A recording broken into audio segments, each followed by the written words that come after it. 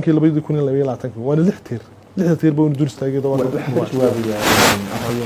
عبد الناصر بني أفيانك حسبي كلمي أيان سينيا aad iyo aad baad u mahadsantihiin maxamed cabdi ilig iyo bahda telefishanka MMTV iyo walaalkay barkhad oo matalaya ama ku hadlaya afka xisbiga mucaaradka ee wadani aad iyo aad baan ugu mahadnaqayaa run ahaantii haddaan ku soo dhawaado waxa dee su-aashaad barkhad ku horreysiisay waxay ahayd maxaa u qabsoomay 3 sano ee aad ku dhaliilaysaan waxa weeye xisbigan talada haya ee kulmiye ee xukuumaddan maanta joogtaa ka dhalatay barkhad si toos ah uu gudagelin waxa way buugan uu sito iyo waxa way iyo dhaliilahooga rasmiga ay hayaan wuxuu ku horeeyay doorashadii dalka ka dhacday 2017 oo uu sheegay in ay ahayd doorashadii abid ugu adkayd horta doorashadii abid ugu adkayd ma ahayd doorashooyin ka horeeyay madaxtooyo ayaa dalka ka dhici jiray doorashadii ugu horeysay ee dalkan madaxtinimo ka dhacday wuxuu tartanku ku dhaxmaray daahir riyaale iyo waxa way Axmed Siiraaye iyo Faysal Cali Waraabe tiradii ugu yarayd ee farcididood baa lagu kala qaaday isagoo Axmed Siiraaye cabqari siyaasi ah xisbi weyn hogaaminaya ayuu aqbalay oo la ballaadhni oo u yeeshay inuu aqbalo dadkiisii taageerayaashiisina uu u sheegay oo waxa way doorashada laga helay marka doorasho aynu galaynana dalkan waxa yaala nin guuleystay iyo nin guul dareysta xisbi guuleystay xisbi guul dareysta ama xisbi guuleystay laba xisbi guul dareysta oo waxaynu dhiganay way marka haddii aanad u lahayn la ballaadhni iyo geesinimo aad dadkaaga ugu sheegto waxa weeye in doorashada laga helay de maxad marka horeba kursiga madaxweynaha ka soo doonaysay sideed sadal u hogaamin lahaydeen wadani hadaatiin waxa weeye inaad shacbiga reer Soomaaliland isku wadaan haddaad aqbaliba weydeen doorashadii aad arkaysay waxa weeye 80 kun iyo dheeraadka ahayd lagu kala badiyay maxaad sameyn lahaydeen haddii 80 codna sidii Axmed Siiraaye la inaga heli lahaa taatiri waxa weeyaan kala qaybsanaanta dalka de kala qaybsanaanta dalka doorasho dhacday doorasho markay dalka ka dhacdayna xukuumad baa timid labadii waxa way xisbi mucaarad sida qaanuunku dalku sheegay automatically waxay noqonayaan xisbiye mucaarada inaad shaqadiina qabsataan baa haydo si dadku u midoobaan doorashooyin baa lagaga baxayay doorasho markiiba shaqadiinii u horeysay qabataan waxay noqotay madaxweyne Muuse Biixi Cabdi maalintii la dhaariyay 4 December 2017 wuxuu miisaaniyadii 2018 ku daray doorashadii golaha wakiilada iyo doorashadii golayaasha deegaanka 4 bilood kadib xisbiga wadani waxay si rasmi ah u soo saareen guddi doorasho 2 sano waqtigoodu harsan yahay inay dhaadaan kalsoonida kala noqon iyagoo hab qaanuuniyan aanu maraynin sharciyad ay dad nimankaasi ku eedeynayaan aanay jirin marka qaybsanaanta uu sheegayo shacbiga waxa dimuqraadiyadda loo sameeyay in lagaga baxo waa doorashooyin iyaga 3 sano hor taagna guddiday waxa way diideen 2 sano ay markii dambana khubara waxa way commission oo aqoonsadeen oo soo saareen marka waxa way xisbigani waa xisbi jaahwareer siyaasadeed uu soo waajahay waxana mana haystaan mistaaqiye siyaasi oo ay dalkan ku hogaamiyaan ama ay ku caaridaan oo shacbiga reer Soomaaliland u sheegaan waxaad ku soo noqotaa afayeen mudane maxaad 3 sanadood qabatay 3 sano waxay dadku idinka filayay ma gaadhin naga filayay waxay ahayd dalka Soomaaliland jamhuuriyadda Soomaaliland inuu ahaado qaran madax bannaan inuu ahaado qaran Soomaaliland oo waxa way kaabayaashiisa dhaqaale iyo kaabayaashiisa horumareedba ay xukuumadda uu hogaaminayay madaxweyne Muuse Biixi Cabdi 2017 aakhirkiisii soo baxday inay wax ka qabato arrimaha dibadda arrimaha gudaha caafimaadka waxbarashada biyaha waxa way hirgelinta dimuqraadiyadda isku wadista dadka waxyaalaadkaas oo dhanba waxaanu aaminsanahay inay tahay xukuumaddii ugu wanaagsanayd ee muddada 3 sano imika ay ku dhowdahay haddaan tusaale fudud ku soo qaato waxa weeye waxaan wax ka qabanno arkaysaa imika wuxuu kaabayaasha ama arrimaha bulshada dadka sida tooska u taabtay waxaad og tahay maanta iyadoo xukuumaddaasi ay muddo kooban ay joogtay inaanu dhammaystirnay oo 25 kilomitir ama 24 kilomitir wax ka yar uu nooga harsan yahay wadadii 284 kilomitir ahayd ee waxa weeyaan ceeri gaabo inay maanta gabagabo ku dhowdahay oo maantada aynu joognana aynu arkayno in waxa weey wasiirkii iyo dad badan oo Soomaaliland birmigeyday ay joogaan marka nimankan ay dhaliilayaan xisbiga wadani iyo barkhad ay maalintii dhaweytan ay soo qaatay waxa weey wadada ceeri gaabo budget bay leeyihiin dastuuriya oo waxa weey xisbiyada lagu kabo oo waxa weeyaan aanu siinaa weli intay isxilqaameen waxay xukuumaddu qabatay bit by bit intay u soo dul istaageen may odhanin wadadii ceeri gaabo ee halka ay ka qaadeen ama ay ballan qaadeen waa naga dul taagan halkaas taaganta hargeysa ka caytama qodobadaada qodobayso arrimaha bulshada maxaad ka qabateen caafimaadka waxbarashada iyo wadooyinkaas aan ka qabanay waxbarashada Soomaaliland waa markii ugu horeysay ee xukuumadda Muuse Biixi ay joogtay ee la tayeeyay kaalmihii ugu horeeyayna dugsiyadeena maanta aad arkayso iyo imtixaanaadkii u dambeeyay ee dhawaan la galay waa markii ugu horeysay ee iskuulada dawliga ay kaalmaha hore ka galaan waxbarashada Soomaaliland taariikhda Soomaaliland way maxay ku timiday tayeey iyo waxay ku timiday siyaasad cad oo xukuumadda madaxweyne Biixi ay u dhigtay maxay ku tayeysay marka maxay ku tayeysay qaab noocii u tayeysay qaabka waxa u tayeysay kow waxa dalkan jiri jiray musuq badan baa jiri jiray musuq maasuqa xukuumaddan xididada u siibtay waana takaliha ma eg musuq markaan ku leehayna dhinac kasta u galaa tacliintu galaa biyuhu galaa caafimaadku galaa arrimaha dibadda u galaa arrimaha guduhu galaa bulshadu galaa waxaasoo dhanba xukuumadda maanta joogtaay xididada u siibtay waana siyaasadda keliya hatay maanta xisbiyada mucaaradka iyo dad badan oo suuqa ka hadlaya ku caaradeen xukuumadda maanta joogtay Muuse Biixi muxuu xididada ugu siiday musuq maasuq marka maxaa kaasa waxbarashadii tayeeyay waxbarashada waxay ku tayeeyay siyaasad cad oo xukuumaddu lahayd iyo waxyaalaad badan oo musuq uu ku yahay oo xididada loo siibay maxaad aaminsantahay waxbarashada iyo wadooyinka marka laga hadlo qodob baynu u geli doonaa waxyaabaha laga hadlay ee wax ka qabashada u baahnaa ama 7 qodob ee ugu waaweyn si dooduna ay u soo koobnaato marka qodobada uu Cabdinaasir ka hadlay wax laga qabtay tayada waxbarashada maxaad ka aaminsantahay qodobadiisa horta Cabdinaasir uu baasay midba ku saxayay doorashada markaynu ka hadlayno mas'uuliyadda doorashada qabashadeedu cidda saaran tahay waa madaxweynaha oo hadda diideen inay qabato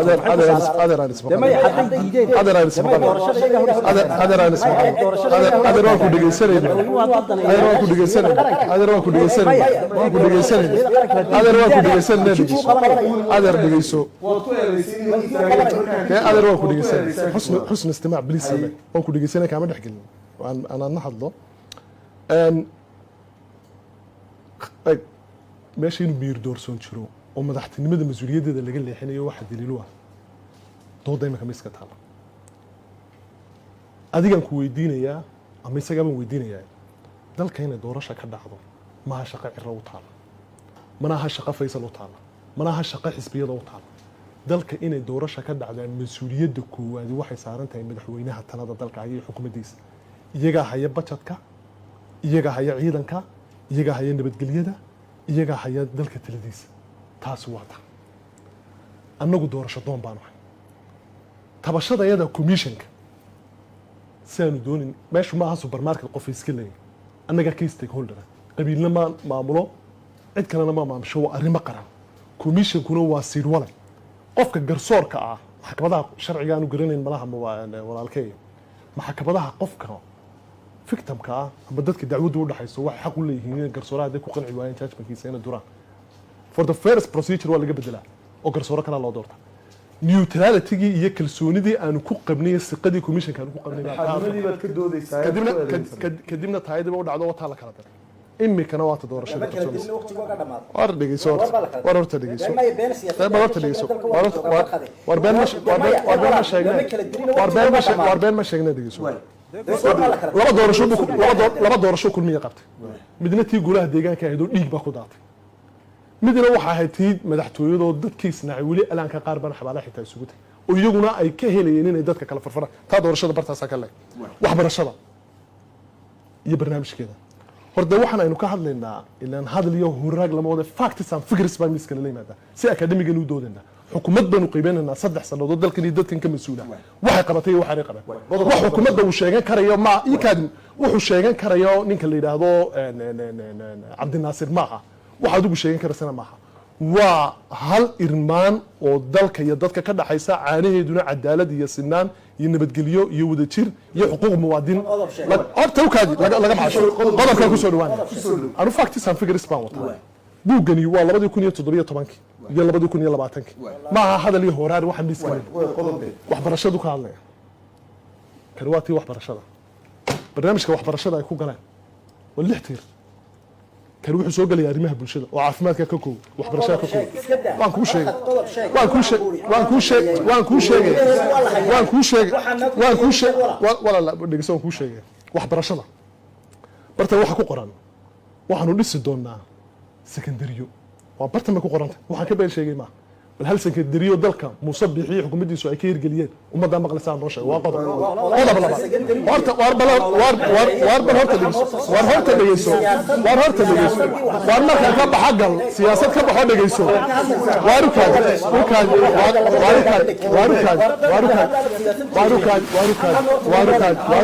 war siyaasadna ma jeexi karaysaa siyaasadna ma jeexi karaysaa war siyaasadna ma jeexi karaysaa war waxa walaaliyo waxa jeexdeen ma jirtay doodayda dhegeyso waa tane doodayda dhegeyso doodayda waa tane دعوتها اللي جيسان كنا دعوتها قلت بوجن محمد ويكاد بليسي كان بوجن علمي بدأ علمي جواك كعربي وحنا كان لما روايتنا وحنا كان مرة دي قضوني ندو كان محمد دي قضوني لما يسمع ولا ما دي من بنت بالشدة وشيكتين ما شيء واربنتي بالشدة هذا شيكتين واربنتي بالشدة أنا شيء ما بيجي ساعة الغل واربعة بالشدة بيجي adigoo mahadsan qodobada maxay atwala inaysu dawladda inuu wax ka qaban weyday kaabayaasha dhaqaaliga arrimaha bulshada okay hada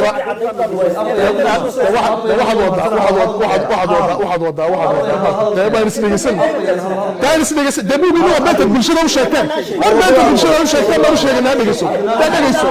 dama dhegeyso waar dhegeyso adigoo mahadsan hal diiqadoonaysaa diiqadoon waa kale waa kale dhegeyso soo ku sheegay waxay yidhahdeen computer labis si tayo marka ay waxaanu ka hadlaynaa waa tayo marka tiisu leeyahay waxbaan tayeeyey computer labis baanu iskuullada dhigaynaa gaar ahaan qaybta sayniska secondariyada hal iskuuloo 6 gobol ee dalka computer lab xukuumaddiisu ay dhigta hasha waa factis aan fikir suxana kasoo bal horta dhegeyso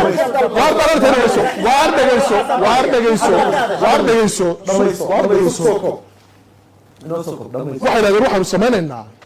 dugsi kaste oo gobol kasta ku yaala gobol kasta waxaanu ka dhisaynaa 7 library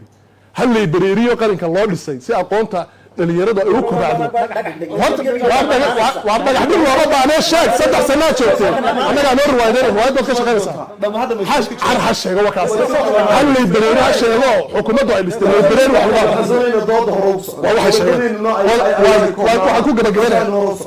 waxaan ku gabagabeynayaa waxaa deeqa waxbarasho sanduuqa deeqaha waxbarashada Somaliland oo ilaa heer PhD ayaanu sameeynaa sanduuqa xagee ku sameeyay bal ummadda noo sheeg taas waa waxbarashada markuu ka hadlayo okay caafimaadka ila waxaanu ka hadlaynaa basic needs caafimaadka 3 sano u dhamaaday oo sanka la galay iska daa Somaliland inay MCH ka dhisaan iska daa inay cusbitaal ka dhisaan dhaqaalaha ugu badan ee muwaadiniinta Somaliland wuxuu ku baxaa dhakhaatiirta Turkiga iyo Hindiya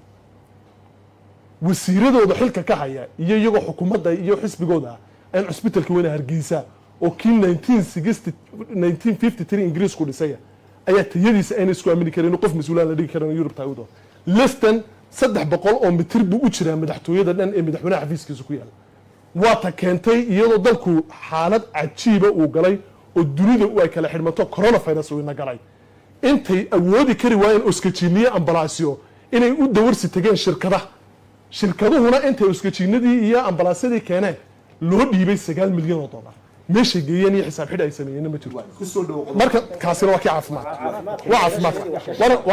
waa kan ku qoran caafimaad almeedii dawaadeer waa kan daawadi kan qoray waa kan caafimaad waxaad tirahdeen waxaanu ka sameynaa naba tirahdeen ceeri gaabo cusbitaal baanu ka dhisanaa ummadda u sheegay cusbitaalka ceeri gaabo ka dhisan 3 sano xanaanaydan ka dhisin waxaad tirahdeen boorman cusbitaal weyn oo isku filnaansha ka dhisanaa maxaad ka dhisteen waxaad ku jirta meesha la yiraahdo burco maxaad ka dhisteen waa kuwii siyaad bariye Ingiriisku ka tageen bal inaad rinjiyeysaan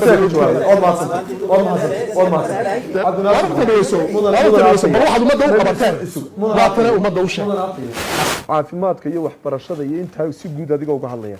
kaalinta maanta taagantiin iyo dhaqaalaha geliseen iyo adeegii bulshada waxa iska bedelay si aynu bulshadeena daawanaysayna ay meel u timaado ay u fahmaan dooda la isku hayo maxay tahay fahankaaga guud raagi maayo waan uga jawaabay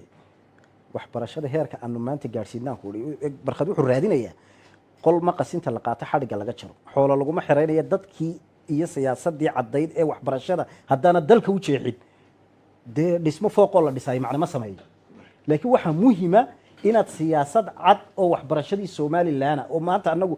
dalkan waxa weeye 5 sano iyo 10 sano oo maanta madaxweyne qaanuunka Somaliland Muuse siinayo demaa laakiin waxa looga baay 100 sano soo socda wixii looga ayla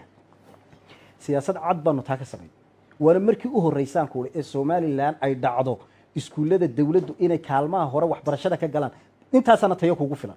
oo qofku qalinkiisa waxa weeyaan uu ku meel maro arinta caafimaadka Somaliland oo dhan maanta markaad eegto heer iyo heer degmo ilaa tuulo ilaa gobol meel aan MCH ka dhisnayn meel una isbitaal ka dhisnayn oo saddexdaasna waxaanu gaarsiinay umul roorku dadkii uu ku dhacay iyo dumaradii waxa weeyaan ambalaasiyada waayay in maanta meel kasta xukuumadda iyo xisbiga kulmiyaba looga soo mahadnaqayo oo og tahay maalin walba in wasiirka caafimaadku fadhiisan laayay oo waxa weeyaan 10 tuulo intuu isku maro iyo intaas oo MCH maalin walba xadhiga ka jaraya de haddayna iyagu waxa weeye waxyaalaadkii loogu talagalay budgetka iyo siyaasadda qarankan in lagu hormariyo waxaanu xisbi ahaan miisaaniyadda dalka lacag baa loogu daray haddayna iyagu intay hargeysa ka tagaan war hadday hargeysa ka tagaan de oratag ceerigaaba oratag oo boorama tag booramadan iyo ceerigaabada soo qabatay saddex isbitaal baanu ka dhisnay ceerigaabo de oratag oo wasaaradda caafimaadka u tag oo ceerigaaba tag oo soo arag oo indhaaga ku soo arag buugaygu ma jacayl ku sidataa iyo hargeysa aad ka hadashay gobolada tago budget baad leedahay miisaaniyadda xisbiga lagu siiyay intaad baxdo baabuur qaado tago shir jaraa'id ku soo qabo halkay wax ka qabteen laakiin buugaygan jacayl haddaad u sidato de barqadow ruuxdaada hadday joogto waxa weeye kulmiye xisbigaaguna wadani joogo oo kulmiyaalka ku sidata de iska kale xisbiga jacayl baad u sidataa horta buugan horta saan baa kuweydiin horta weli maa suduqaad bixinoo dee toddoba cishaabad xisbiga xilkiisa haysaa xog badanna kama haysid oo waaba taasaa daliila inaad iska kalifan tahay walaalo horta may dhegeyso may qodobada ku sugan anu intaan dalka xog ka hayaa kama haysid horta dhegeyso buugan kulmiyaa tahay cidda qorta miyaad garanaysaa aan ku soo dhawaad cidda qorta buugan aan ku soo dhawaad inaan xog haynin baa caddaynaysaa buugan cidda qorta sheekh qarab baa qoray ma qorin ayaa qormaada qoray xisbigaaga qoray qofka qoray qofka maxaa ka rabaa qofka raadisay waa qof baa ku muuqdo cilqaba soo qof baad raadisay war waxa sheegtaa adduunka qof lama ataaga buugayo dadkan caayis iska daayo siyaasad xisbiga qortay oo dad baa qoray wasiirka warfaafinta Soomaaliya aad u dirteen baa qoray Cismaan Dubad baa buugaag ka qoray buugaag Soomaaliya wada jecel oo qadar iyo Soomaaliya lacag lagaaga soo diray waranaga nololeeyay Soomaaliya qodobaynu ka wada hadlaynaa barkhad qodobaynu suuri iyo barkhad qodobaynu ka wada hadlaynaa buuga halkaas ka dhig qodobaynu ka wada hadlaynaa aynu qodobo ka wada hadlaynaa موضوع برخد بوني موضوع دودة موضوع دودة موضوع دودينا موضوع لبدي هذا كودي كعلي موضوع دودينا بدل موضوع دود وحويان bulshaa ina daawanaysa ummad baa wax loo qabtay masiirkoodii iyo mustaqbalkoodii nololeed baa laga hadlaya mustaqbalkii nololeed waxaynu ka wada hadlaynaa waa mustaqbal nololeed weeyaan barkhad iyo buuni barkhad iyo buuni aniga barkhad aniga buuni hadalkuu kaa xidhin barkhad hadalkuu buuni barkhad hadalkuu kaa xidhin barkhad hadalkuu kaa xidhin barkhad hadalkuu kaa xidhin barkhad hadalkuu kaa xidhin barkhad buuni barkhad hadalkuu kaa xidhin hadalkuu kaa xidhin hadalkuu kaa xidhin fadlan aba maarsan hadalkuu kaa xidhin dad baynu warramaynaa waxaan jecelahay bulshada masiirkoodii iyo mustaqbalkoodii nololeed ayaa miiska inoo dul yaalla waxaynu ka doodaynaa ummadda Somaliland ee dhaqaalahoodii iyo noloshoodii iyo rajadoodii mustaqbalka meesha loo wado ayaynu ka doodaynaa waxaan jecelahay inaynu ku soo ururno oo aynu bulshada tooda ka hadalno oo aynu si fahno hadalno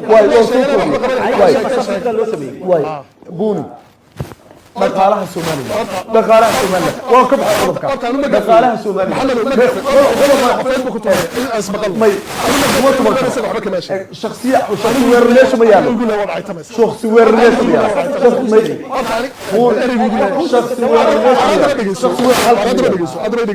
aniga xuquuq baan leeyahay xuquuqdaan leeyahay markuu aniga igu leeyahay wada aytamaysaa waaniga igu leeyahay wada aytamaysaa ayaan ugu ma sheegin waxa yiri facts and figures baan soo baray wala si degan baynu wada hadlaynaa taa iska la buug xisbi ku guuleystay oo aad ku guul way Soomaaliya isaga horta markuu ay ka hadlay annaga mucaaradadeeda qofkana hogaamiya waa Cabdiraxmaan Ciro oo Soomaaliland idab iyo akhlaaq ka suntan horta aan isla fahno ما معارضة دلتحيل كم موضوع الفوضى إياه معارضة فوضى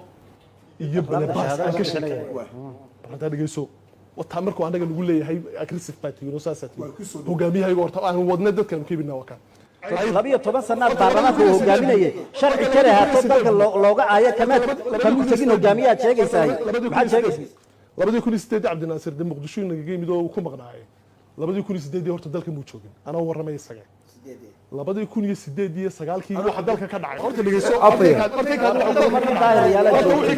أرتوحي كدعي لمن كان ما أنت دلك مدحنا كي ودوديو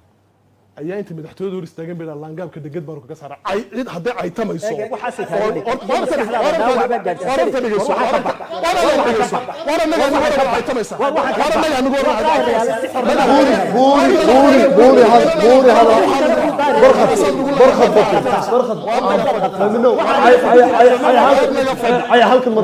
هذا المديرة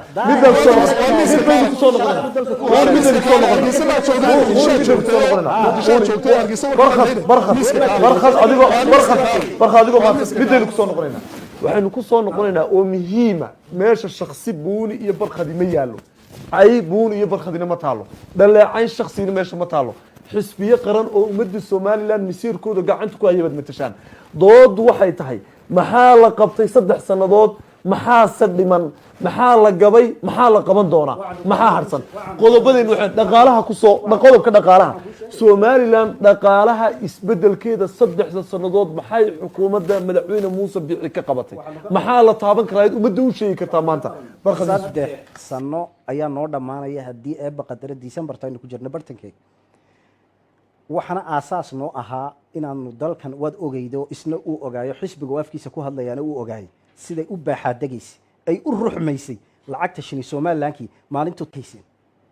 maanta Soomaaliland shilinkeega sidoo u fariistayna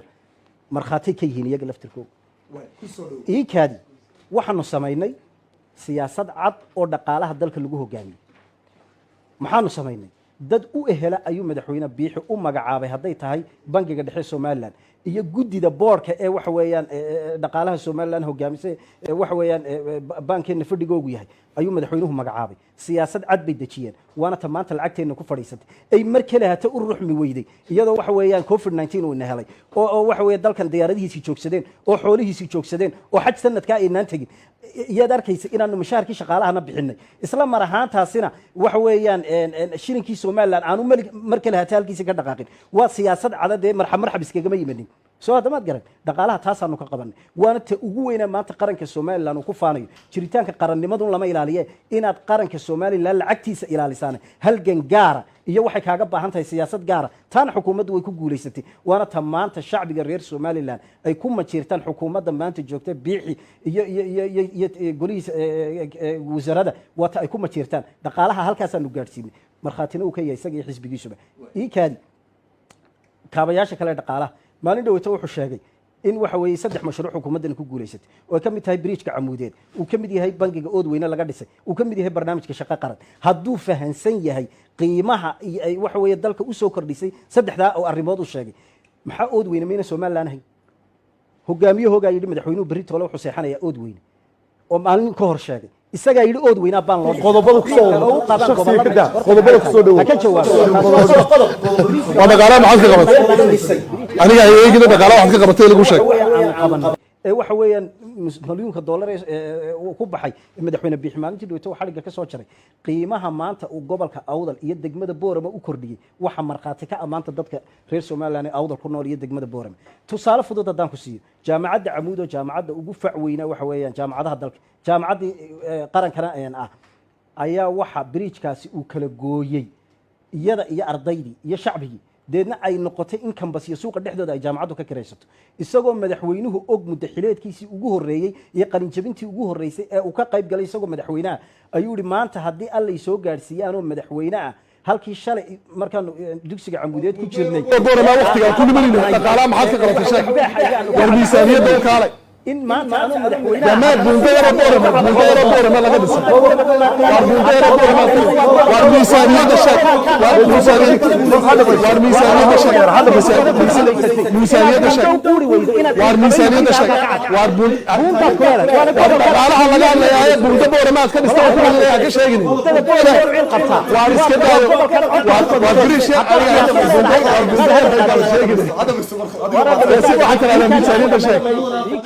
iikaad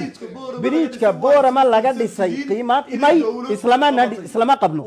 may waxaanan iskula qabnin waanu dhisnay laakiin wuxuu ugu fadhiyo waa hore loo sheegay ugu fadhiyo shacabka reer Soomaaliland laakiin nimanka waxa indha iyaga ka daa shakhsiyadda ka daa qodobadaada waxa ku soo sheegaya barnaamijka maanta shaqo qaran waxaad og tahay maanta Soomaaliland marka la yiraahdo in hay'adda shaqaalaha iyo wasaaradda shaqagelinta in qof la shaqaaleysiiyo markay noqoto dhibta loo mari jiray waad garanaysaa siyaasad cad intuu madaxweynuhu keenay barnaamij rajadii dadkana abuuraya isla mar ahaantaasina qarannimada iyo muwaadinimada iyo inuu qofku waxa weeye soo tababarto madaxweynuhu isagoo siyaasadda ka duulay ayuu barnaamij shaqo qaran la yiraahdaa sameeyay thaniyan maxaa ku xiga waxa ku xiga inuu qofku isku kalsoonaado oo qalinkiisa uu wax ku helo maanta waxay barnaamijka shaqo qaran waxa laga soo helayaa intaasoo family oo isku qoysa oo qalinkooga wax ku helay maxaa ka weyn inaad ummadda qalinka adaysa cadaalad ugu samayso oo qalinkaaga waxbaad soo baratay ku ciilbaxa tiraado waxa ka weyn ee maanta la qiimeyn lahaa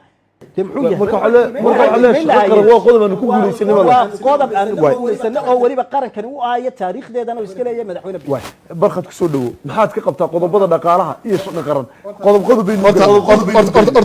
horta waxaad weydiisay dhaqaalaha dhaqaaluhu kaabayaal buu leeyahay waxay ahayd bahalka la yidhaahdo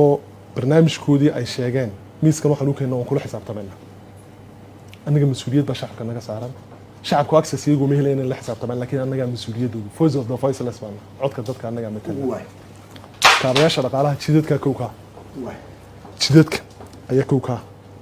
infrastructure baa la yidhaha mana isagu ma garanaya qodobeynu ku soo dhawaanisaana doodda inooga ballaaran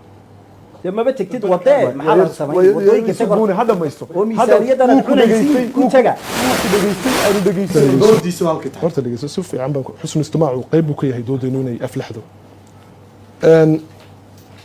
kaabayaasha dhaqaalaha wadooyinka kuka bartan waxaa ku qoran xukuumadda kulmiye marka dhalato waxaanu dhisanaa wadada isku xidha boorama wadada isku xidha oodweyne iyo buro waa qodob waatan kama been sheegay waxaanu dhamaystiri doonaa waxaanu dhisi doonaa wadada Beligubadle ilaa Hargeysa waa tan ilagow waxaanu dhisi doonaa wadada Salaxle ilaa Hargeysa waa tan wadada Dowgacad bartaa ka baxdaan dhisi doonaa waxaanu dhisi doonaa beenan wadada Arabsiyo ilaa Allah baday waa waxay qoreen oo aanan anigu ka been sheegin oo buugooga xistay waa tasoo kan waa qodobka labaad waxay yiraahdeen kaabayaasha dhaqaalaha waxa ka qayba garoomada waxaan waxaan dhisi doonaa garoonka aanu dhamaystiri doonaa magaalada Boorama waa kan waa garoonka airportka Boorama aanu dhamaystiri doonaa waa yahay waxaan dhisi doonaa garoonka magaalada Burco waa kan ku qoran diyuuradaha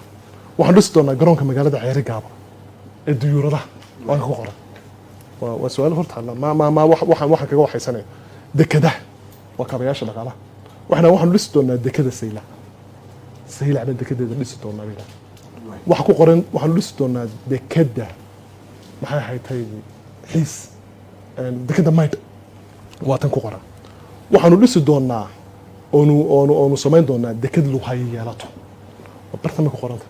waa kaabayaashii dhaqaalaha waa intaasi waa intaa iska daa inay dekada dhisaan iska daa wadood miska taala iska daa inay dekada dhisaan inay wadooyin dhisaan ma oran karayo ood weyne wadadeeda dhisay ma oran karayo bilgubadla wada ka dhisay ma oran karayo alla badan waay ina deked wata laga soo deked da factis aan figures baan ku soo buuri wax shakhsi ma yaalo wax shakhsi qodobada oo baysu berbera kaari dhowr oo wadada inta hargeysa ka baxda berbera gasha fanayo xukuumaddu leedahay kumay bixin waa mashruuc madaxweyne ziilaayo markii hore kale waan ogahay waqtigeedu yimid waan ogahay war isla kulmiye ka dhalatay wadada meesha mid kama dhalaan waa Axmed Siiraaye magasiisa waa noo ogolahay wadada berbera kaari dhowr 3 sano ka hor bay bilaabeen 3 sano kadib madaxweyne dhan oo qaraninta ka xaynba 13 kilomitir ilaa maqas ka agaasiba waxaydada wasaaradda arrimaha gaadiidka ka tar waa disgusting waa yaqiiqsi in haybada madaxweynaha sharaftiisa la ilaaliyo waa wax qabad laantii tiiha ku jira wadooyina dhisan waxna may qaban iyo xadhiga ka soo jarayaan isma qabatee kaabayaasha dhaqaalaha barnaamijka shaqo qaran uu ka hadlay oo ku noqon doonaa kaabayaasha dhaqaalaha galaya wali aan ku gabagabeynaya beeraha 3 sanadood gurigaaga cuntada lagu kariyo haday basal tahay haday tahay xabuub haday tamaandho tahay intaba Itoobiya laga keenaa hal dalagoo dawladdu ay samaysay oo maanta koronahaasi hadduu dunida kala xidho isku filnaansho ummadeed lagu gaari karayo oo beera ah oo la taaban karayo suuqa lagu iibinayo xukuumaddu ay soo saartay ama ay ku dhiirigelisay ima sheegi inta markaa kaga baxo ta shaqo qaran marka horeba wasaarad kasta waxa joogay xafiiska aad gashay institution-ka aad gashaba 5 ama 6 ama 7 xafiis fadhiya barnaamijka shaqo qaran istiraatiijiyadiisu maxay ahayd 3 milyan baa sanad kasta ku baxa inamada dhibooyada la geliyey ee la soo saaray ee magaalada la yidhi hay'ad kastaba iyadoo 7 qof xafiiskii ay joogeen la yidhi kuna ku darsada maxaa miisaaniyada lagu darnay maada ugu daray waa diyaar u xoogiye institution ku shaqeynaya qofku imika adigu ilig baa tahay institution baad maamulaysaa waad garan karaysaa human resource ka u baahan tahay human resource ka public institutions ku baahan yihiin ma hayn la kabla isku warnaga miisaaniyadu haynaa warshadaynta la abuuro in muruqa iyo maskaxda dalkani leeyahay la geliyo inta ciyaalka direes loo xiro in sidii object la ciyaarsiyo si aad baranayhay oo ka bax beeraha waxay aad ka qabateenna sheeg wadooyinka sheeg waxa dhan ba sheeg tan ku soo noqo waxa la yiraahdaa akhlaaqdu waxay biqishaa sida nabaadku biqlo أن الأمم ما بقيت أخلاقهم فإن ذهبت أخلاقهم ذهب ورت أخلاق أدبوا في صباح الحنت أدبوا في صباح الحنت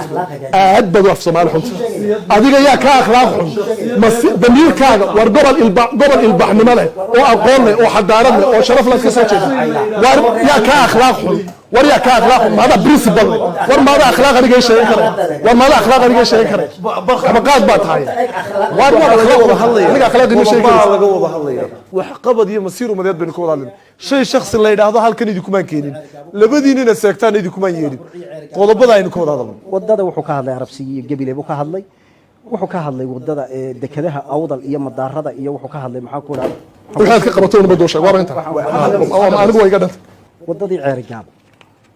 dhamaad ku dheeyahay 20 kilomitir baa noo dhiman waa qodob 284 kilomitir noo xigta wadada la yiraahdo burco iyo ceer gaabana shalay oo ñu joogno waa warbaahintii rag kamid ah iyo wasiirkii jidadkuna joogan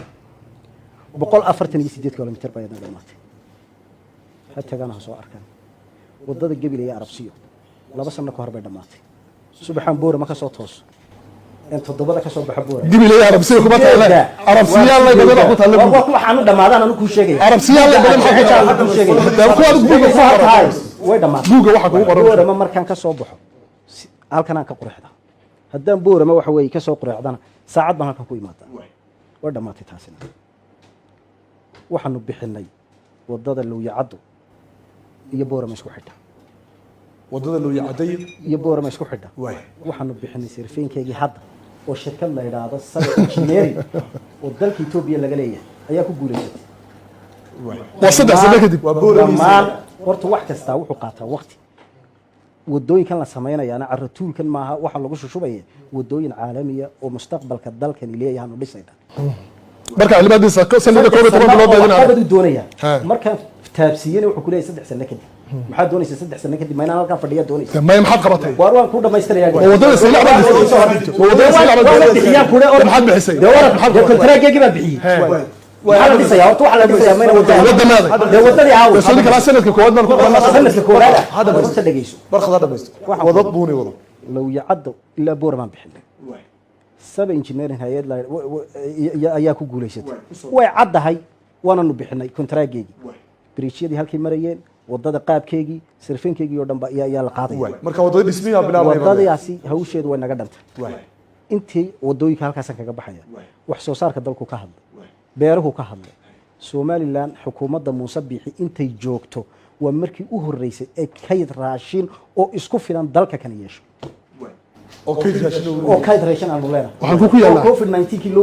waxa weeye lagaga baxay waxaan ku yaalaa dalku ku yaala hadana tagayinba oo calaamado uu ka aadasho ده ما يحلفوك يلا قبل ما شاء الله ما شاء الله ما ضاف قل هاتوا برهانكم ان كنتم من الصادقين ده هي انا ابورن حسب هيده هو كوي حزب معارضه حزب معارضه ورا دغيسو فيصل علي شيخوتي هي فيصل علي شيخوتي هي سوماليه هيدا مسؤوليه كسوما حزب معارضه تهوب دلك waxa way xisbi qarabad ka tahay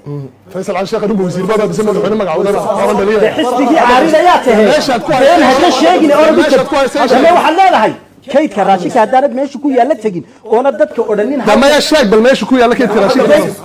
agu ku yaala xafiis buleeyahay xafiis buleeyahay ma wuxuu ku yaala xafiis wallahi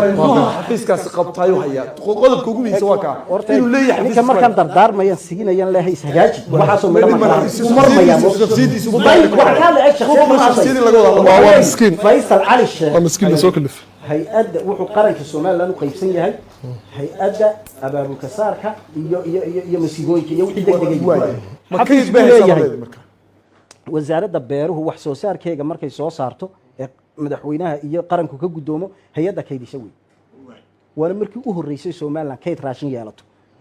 oo isku filan oo dalkan isku filaashay gaadhay 3 sano ugu dhawaadkay xukuumadda madaxweyne Biixi joogto xisbiyada mucaaradka waxa loo aasaasay oo u taagan yihiin inay noqdaan iska daa xisbi mucaarad wax qalad ka kaada xukuumadda maxaa kamid ah wuxuu u baahan yahay intuu tagay inuu yiraahdo wadadan waxaasi ka qaban waayeen beeraha waxaasi ka qaban waayeen waaniga dul taagan $15,000 bil walba qaataan arday agoon jaamacad ma ka bixiya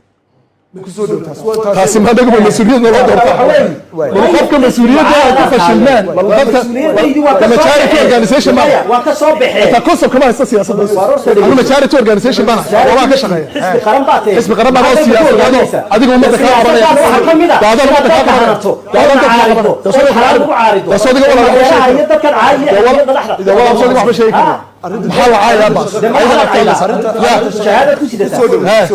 madaxda ay maxay madaxda qaranka oo ayaa oo ayaa madaxda qaranka waa yada shay soo bar maxaa ka barta adaba amarkeeni صديق ادو حمر لغين يا ادو حمر لغين يا والله استثمار كتب يا الله داير يا ولا داير يا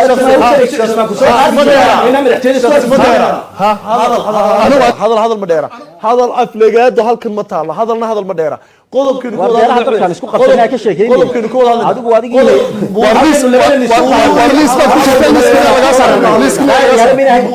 حسن شيخ والله وقتنا لا joogto ka tahay qaym wadan hada ay lagu عارفين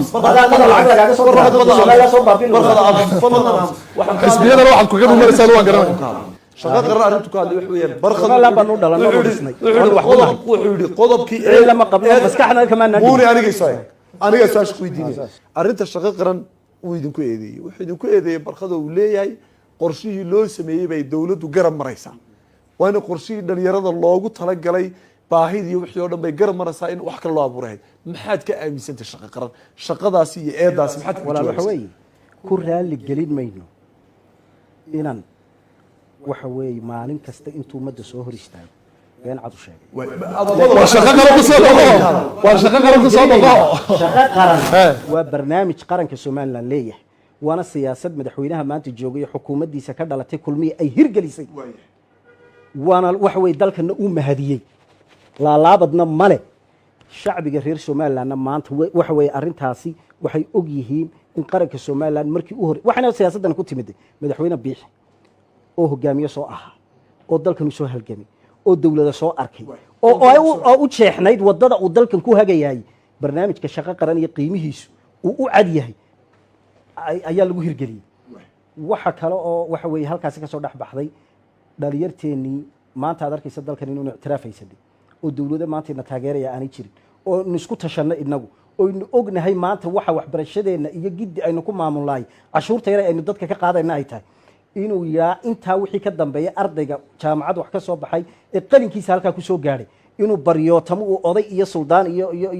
iyo hebel oo kaxee idhaahdo qalinkiisa waxa ku helay barnaamijkaasaan u abuuraya wuna hirgalay maantana Soomaaliland waxa way anigu iska daacid kale family anigu maanta aan ka soo jeediyo bulshada aan ka soo jeedo shakhsiyan Cabdinaasir Hadaan waxaan ogahay 5 sano ee maanta xukuumaddaasi jirta inaanaan qofna naga shaqo tagi kareen hadduna barnaamijka shaqo qaran jiro way sabab cadee sabab waxa weeye imtixaan qofku wax ku helaya وسيدنا سيمان مواد هاي دلك ولا شو حق بيان لاين سيمان دوغ شقتي كري ما ندا قونتا ورغبلك سو قلن ما ورغبلك ورقال امتحان wax lagu ma galo ورغبلك aqoon iyo waxaan ka ورغبلك adiga ala مواد baleeyahay sodiga la مواد adiga isaga la مواد baleeyahay mushkiladaha wadanka yaala waxay tahay maalin walba ka hadasha ay kala badan yihiin resourcekeena dalkeena iyo waxaynu haysanay waxayna soo galayna kala badan ardayda maalin walba inoo soo qalin jabinaysa inta yarayna dhax taala hadaynan cadaalad ka sameeyay dawladdu maxay waxa marka cadaalad darro saaray baa leedahay isagiiba suuriyan kuuri musuq maasuqoo dhan cadaaladna uu sameeyay barnaamijka shaqo qaranna wuxuu noqday barnaamij qaranka Soomaaliland mahadiyo taariikhda madaxweynaha biixi baa ku gali doona waana barnaamij waxa weeye rasmi ah oo qaranka Soomaaliland maanta u aayi doona iyagoo gambarito talada dalka u warday hadday yimaadaan waxa weeye waa barnaamij yaalo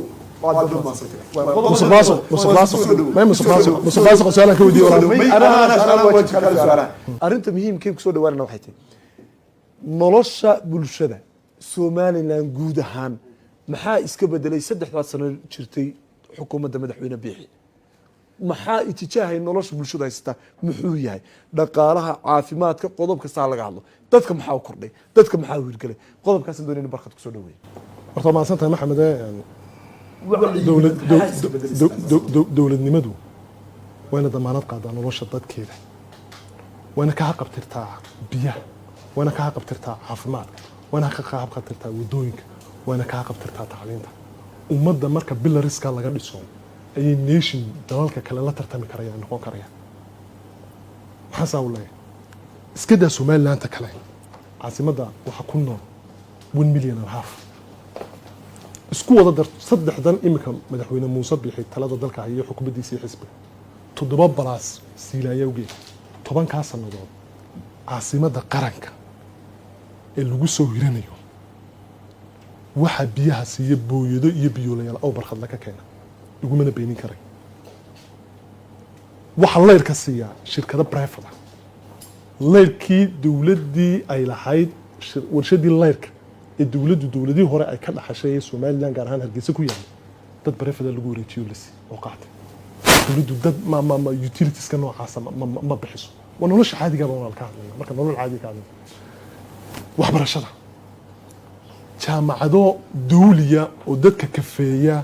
oo waxbarashadooda iyo tacliintooda verified tahay oo academically la dhisay oo campus ahaan dhisan ma hayno Ethiopian 30 sano kadib ciyaalkeena ugu dawarsi waxbarasho tagayda gaar ahaan shaqaalaha dawladda marka ka hadlayno iska daa base-ka hoose boqolkiiba 55 ayaan waxbarashada fursad u helin dadka dayarta Soomaaliland iskuuladayna bilaash baan ku dhigay lacag kaasha iskuulada laga qaadaa ونولش أساسية مركز كامل تعافماتك مركز كسر دواني عافماتك ما كسر دواني عافماتك وحن أباهنين إن دقمة كسته وعاصمة قطع الله إن تولة كسته ما عنده تولة كيس ما كشيكي إنها يعني كوارك وعافماتك هو يوم الأرورتبة جاري لصوصها ومسؤولية هندونية إن الدولة ترنتهي عن لا يهم مدح ويلي محايته وحكاك قبل بس مثلا شو قبل لك islaantaasi tuulad magaalada koornaheeda ka timid jaamacadda baan kaga hadlay iyadoo umul aroortay ilmihii ku baktiyay gaari caanilay baalka la yiraahdo qadarka xukuumaddu ma maamusho qadarikaad gaari ay xoolo saaran yihiin lagu keenay ilmihiina ka baktiyay iyadina ay dhiig aroortay oo wixii qadar anagu ma maamulay cashuurta qaadaan waxay ahayd hooyadaas in xanaano loogu sameeyo marka nolosha guud ahaan Soomaaliland marka laga hadlayo hadaba nolosha guud ahaan marka Soomaaliland laga hadlayo taasi waa base-koodii nololeed maxaa iska bedelay maxaa iska bedelay dadku meel dawladda dhalato laba kursi laba madaxweyne ay ku kala tageen xukuumad horena baxday xukuumad dambana timid ma waxaan inta ahayn ma waxaan horta inta ahayn mise baahiyaha adeega asaasiga bulshada u ah inta aan soo sheegay in ka badan baa camal la-aantu dalku waa 5% inamada graduate gareeya jaamacaduhu intijaah ma haystaan maqaaxiyaha wada fadhiya shaqo qaran bay haystaan wax allaaliyo wax lagu jeeyo wada caayaysa maalin walba wax allaaliyo wax lagu jeeyo ma jirto wana waxa macaaye afka hagaajiso af Soomaaliga rajo beenin war af Soomaaliga rajo beenin war af Soomaaliga war dadka rajo beenin war af Soomaaliga war dadka rajo beenin weyn baa tahay war dadka rajo beenin qul haatu burhanakum in kuntum min as-sadiqin aru quraanka iska daa waa runta barta quraanka daa adigu waa runta ilaahay dad buu kula hadlayay adiga kugula hadlayay iska daa waa dadka kan bini'aadamku ka mid yahay waa dadka kan waa dadka kan doodaada miska shaqa la'aantu 100% rajabeelka dalka ka taaganay iyo maamul xumada ina haysata maanta maalin ay ka rajo xun yihiin dhalinyaradeenna wax baratay ma jirto maxamed shaqa la'aanta adarada kala taagtay marka nolosha guud ahaan markay rajay xukuumaddu abuurtaa hal warshad may samaynin beera may samaynin biyo may samaynin wadooyin may samaynin maxaa dal xukuumaddu ay cashuurin bay qaataan qodobadan ka hadlayno marka waaqiciga saxdaa laga hadlo qodobo dowladdu taabatay oo aynu tilmaami karno waxaa ka mid a buugaagta dowladdu lacagta ay ka bixiso dhalinyarada iskuullada waxbarashada ee iyadu dib u iibisay dowladdii ay ku kabtay sanduuqii dhalinyarada jira qodobada marka laga hadlayo iskuulkan dowladda ee tababarka macalimiinta dib macalimiinta loo tababarayo ayaa qaybahaasa ka mid a biyahoo kale dibugelintan dhaqaalaha badan lagu bixiyay laakiin aan biyo weli dhammaystirmin baa ka mid a qodobadaasi ka macaarad ahaan ma ogtihiinoo ma aragteenoo ma eegteenoo inay sax yihiin iyo inay bulshada wax u kordhinayaan inay soo noqon karaan iyo inay wax u tarayaan ma eegteen qodobada ma yihiin qodobo sax oo dowladdu maaha waana sababeynay anugu waxaygu sabab bay leeyihin waxayna leeyihin dood cilmi iyo caqli ku dhisan dowladdu madbacad qaran bay leedahay manhajka dowliga waxbarashada inay suuqa ka iibisa maayo horta waa inay madbacadeeda qaranku samaysaa manhajka dowladdu ay wadadka wuxuu ku dhigaysana waa inay iyadu siyaasadeeda yeelataa imaha in dal kale laga soo waari dad baa manhajka soo daabaca dalka ku dhex yimi not maaha wax public waafaqsan wasaaradda waxbarashada soo gaadhay taas waa taa tan biyaha noloshu way biyo ka bilaabmataa markaan hogaamiye ahay waa in aan si akaademiga u fikiraa waa inaan baahida bulshada ku xisaabtamaa waa inaan hilaadin karayaa maxaa nolosha bulshada badbaadinaya biyihii baa ka koowa 3 sano kadib isagoo lahaa magaalada biyogelin baan ka samaynaya madaxweynihii iyo xukuumaddiisa iyo barnaamijkoodiiba kan yahay in haddana booyadii iyo biyoleynoo dhaamiyaano kiisa shilalka ugu badani barta ka dhacaan maxamed oo miyaa taqaanaa waxay ka dhacaan aw barkhadle iyo hargeysa dhexdooda oo intaasoo muwaadin ay ku nafwaan oo booyada isku dhacaan waana mas-uuliyad darada xukuumadda oo biyahayna samaysaa taasina waa qodob tababarka macalimiinta 6 gobolba in laga sameeyo bay ahayd statistics qiyaaska lagama qaadanaya caasimadda iyo 4 qof ee jooga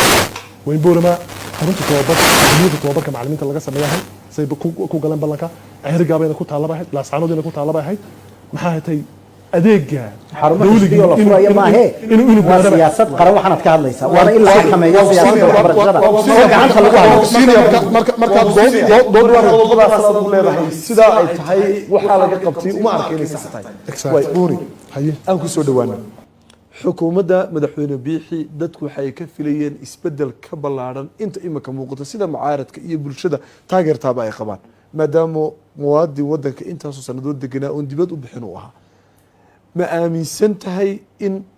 filashadii dadku wax ka yar ay xukuumaddu qabatay oo aanay qaban halkii ay dadku gaadhsiisanayeen 3 sanadood horta waxaan kuu sheegayaa marka rabitaan shacab uu yimaado ee madaxweyne iyo xukuumad la doorto waxay dadku ka filayaan marka horeba wixii ay ku aaminaan ay ku doorteen xukuumadda maanta joogta madaxweyne biixi hogaaminaya xisbiga afkiisa aan ku hadlaya ka dhalatayna waxay maanta intaa uu barkad sheegay haddaan tusaale ahaan kuu soo qaato arrimaha biyuhu ka hadlay maanta waxaan kuu sheegayaa biyihii caasimadda ee 30 sano ku dhowaad loo taag waayey ee waxa weeye kolba mashruuceega maanta waxa weeyaan xisbiyada qaarkood ay joogaan kuwii lunsaday in maanta ay mar 60% ay dhamaato beebis dhigistuna hadho xafiiska imika aynu warka ku qabanayno ama doodaynu ku qabanayno hortiis cagafyadii baa daadsan maanta magaalada Hargeysa sekadaad uga baxdaba waa taa beebabkii la jeexayo way dhamaatay dhammaanad bayna ku dhowdahay wadooyin iyo waxba ku soo celcelinaya dhammaan wadooyinkii dalka oo dhan xukuumadda inay ku guulaysatay waana dhamaystirtay waana wax cad oo maanta warbaahintii dalku ay soo tabinayaan oo maanta wadadii ceergaabo wada arkaysa boorama waa adiga arkay laga soo shaqo tagay caasimadii hargeysa waa adiga arkay goboladii dalka oo dhan waa adiga arkay wax kasta waxa weeyaan anagu 85% xukuumaddani saddexdaas sano anagu inaanu gaadhnaanu aaminsanahay filashadaad sheegaysaan ku sheegaya siyaasadda markay noqoto dalka siyaasad baa lagu hogaaminaya madaxweyne biixu wuxuu la kowsaday sixir barar dhaqaalihii dalkan oo waxa koobaad marka qarannimada laga yimaado in la difaaco in la ilaaliyo in loo halgamo oo baaxadaga yimid wuxuu yimiday iyada oo dalka ay ka jiraan khilaafiyo uu barkhad xisbiga uu afkiisa ku hadlayay uu dadka ku kala qaybiyey oo maalin walba waxay dhaqaale ka geliyay oo jabhada abuureen adiga cadeen halkeenu jabhada ku sameynaa adaa qirtee qodobadaana laga hayaa wuu ka jawaabi doonaa siyaasad cad baanu ka yeelanay ummaddiina waanu midaynay waxay sameeyeen oo dhan waanu suulinay doorashooyinkii bay noqotay doorashooyinkii dalkani kaga bixi lahaa inay ummaddiisu kala foofto oo dadku xaqa dastuuriga u leeyihiin inay codeeyaan waxna doortaan lana doortana iyagaa hortaagnaa ilaahay uu ku ciqaabo komishankii ay diidanaayeen ayay khubara u aqoonsadeen inay guddi doorasho yihiin waxaan kuu sheegayaa dalkan waxa ugu weyn ee maanta biixi iyo xukuumaddiisa wadani iyo qayrkii iyo dadka suuqa ka hadlaaba ku haystaani waa suulinta iyo la dagaalanka musuq maasuqa iyo afmishaarradii suuqa lagu baadi jiray xididadaan u saaran qodobka uu ka mid yahay waa qodobadaynu haru ka mid yahay mudane cabdinaasir afhayeenka xisbiga kulmiyaati miyaad aaminsantahay musuq maasuqu inuu somalilan ka suulay oo aanu musuq maasuq jirin oo xukuumadda biixi suulisay maadaama aanaynu arag saraakiil madax wasiiro guddoomiyeyaal agaasimayaal dhibaato musuq maasuq intay geysteen xabsiga la dhigay ama lagu eedeeyey ama la yidhi musuq maasuqaasay geysteen ma waxaad leedahay xukuumaddu dhammaanteed waa ka nadiif musuq maasuq mas-uul u sarreeya ilaa ka hooseeya ma taasaad aaminsanta musuq maasuq inuu suulaya waa si wanaagsan xisbi ahaan waxaanu aaminsannahay qof la xidho iyo qof la eedeeyo inay misqaalo darri tahay laakiin arrinta ugu weyne ay tahay musuq maasuqu muxuu ku suulaa siyaasad cad ood kula dagaalanto inaad musuqa siyaasad ka yeelato aad kula dagaalamayso siyaasad baanu kula dagaalanay miisaaniyadii leh oo dhaqaalihii wadanka wixii ka baxayay leh oo wixii soo galayay leh oo mucaawimooyinkii leh xal ka sugaya xukuumad shanaad oo iman doontaad xal ka sugaysaa xukuumadda shanaad oo iman doontaad xal ka sii sugaysaa xal kama sugayo inuu raaxaysan doono waxa weeye kuwa adigu wuxuu ku raaxaysan doonaa dalkan inuu u fikiro xil umadeed baa lagu raaxaysta oo kuwa adigu aad xil umadeed baa lagu raaxaysta wuxuu ku raaxaysan siyaasad qurux badan oo dalka lagu hogaamiyo wararta dhageysada afkiisu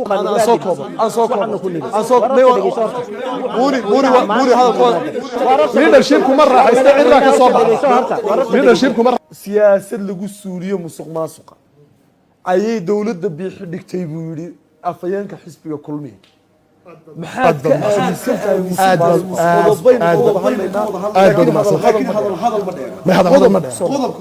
horta meesha la yidhaahdo arrinta musuq maasuqa wuxuu yidhi siyaasad baanu ka dejin national policyga marka public administrationka la dhiganayo anu master public administration horta dhegeyso national policyga marka la sameynayo waxa uu ka horta dhegeyso waxaan doonaya isaga doonaya su'aashaas inuu weydiiyo Cabdinaasir iigtikaadii liga waa taa ka jawaabayo soo siyaasad qaran mooda national policygu xeerku laban buu ku kama midna waa mid baarlamaanku sameeyo marka sharciga laga hadlayo midna waa siyaasad xukuumadda ka timaado marka dambe la legitimiate gareeyo xeer noqota policy number baa jira bal haynoo sheego siyaasadda qarankee uu leeyahay waxaanu ka sameynay la dagaalanka musuq maasuqa nambarkeedii xilliga la sameeyay ya war miiska fadhida ma dawshay war ma dawshay ma taraf gayagiba tilataay ma siyaasadda shabsoo ka TV ma dashay sida ay tantan ugu kaalay war barata shay ay tantaay war barata shay inta ayda waqti ku bixiso xafiisyada dawladda waqti ku bixi ha uu ku daayay hadalku daa hadalkaaga hadalkiisa uu ku daayay hadalku daa way soo koob wado oo su'aasha iga daa su'aasha iga daa yama su'aasha aniga su'aasha iga daa su-aashaan hay marka musuq lala dagaalamo waxaa leedahay xeer ay dowladdu ku samayso musuq lala dagaalamo ma jiraan waa doodbaad ku jirtaa dowladda xisbiga doonaysa u sheeg waa tan u sheeg qodobka labaad xukuumadda duleysatay wixii hogaaminaya qodobka labaad intaas u quuri laayay qodobka labaad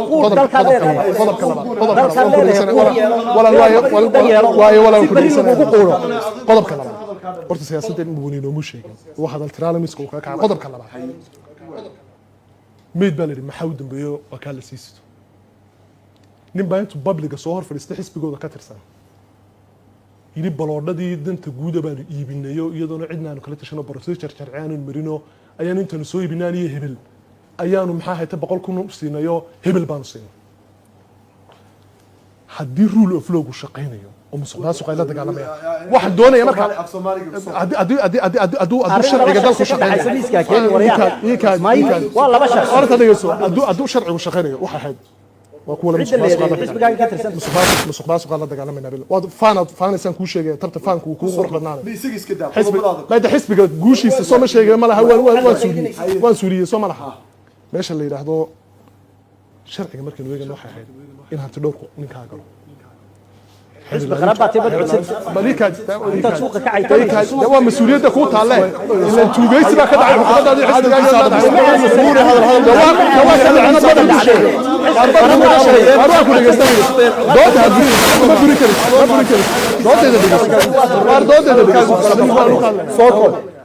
waxay hay sharciyan xeerlaantuna ciqaab ku soo ogto dacwadda kadibna maxkamadda la xisbi qarabaatay codso maxkamadda runtii waxa jeeday wata dhigayso maxkamadda inta la keeno dhulka danta guud sharciga saddex muuqda waa masjid waa xanaano waa dugsi waa garoomo in la weydiiyo awooddaad intaad ku iibisay suuq madow dantii guuda ummadda wax laga dhisi lahaa qof aad ku siisay jeelka in la waa mas'uul xafiiskiisa waa qodob wuxuu sheegay responsibility-ga ama mas'uuliyadda maamul ee dalku xisbiga kulmiye soo xukuumadda ma saarto wuxuu garanayaa imika uu inoo sheegay rag xoolihii ummadda dhacay goorma ku sheegay imika sheegay goorma ku sheegay imika sheegay iska daayo waa caawisatay goorma ku sheegay wuxuu yiri raggii xoolaha ummadda dhacay baa xisbiyada ku dhuumanaya haddaad garanaysa ragga xoolaha ummadda dhacay xisbiyada ku dhuumanaya xoolihii ummadda qaadeen mas'uuliyaddii dowladda idinka saaranay maxaad u xiri weydeen dad musuqmaasuq la marka loo baahday maalinteeda gaartay